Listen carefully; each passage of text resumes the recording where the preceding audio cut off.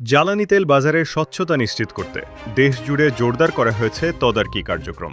৬২টি জেলায় পরিচালিত হচ্ছে মোট ২৯৩টি ভ্রাম্যমাণ আদালতের অভিযান। এই কার্যক্রমের মাধ্যমে তেল মজুদ, অতিরিক্ত মূল্য গ্রহণ এবং অবৈধ বিক্রির মতো অনিয়ম পর্যবেক্ষণ করা হচ্ছে। পেট্রোল পাম্প, ডিপো এবং খুচরা বিক্রেতাদের কার্যক্রম নিয়মিতভাবে পর্যবেক্ষণে রাখা হয়েছে। কর্তৃপক্ষ জানিয়েছে, বাজারে কৃত্রিম সংকট রোধ করা এবং সাধারণ মানুষের ভোগান্তি কমানোই এই উদ্যোগের মূল লক্ষ্য। যেসব ক্ষেত্রে অনিয়ম পাওয়া যাচ্ছে সেখানে তাৎক্ষণিক ব্যবস্থা নেওয়া হচ্ছে।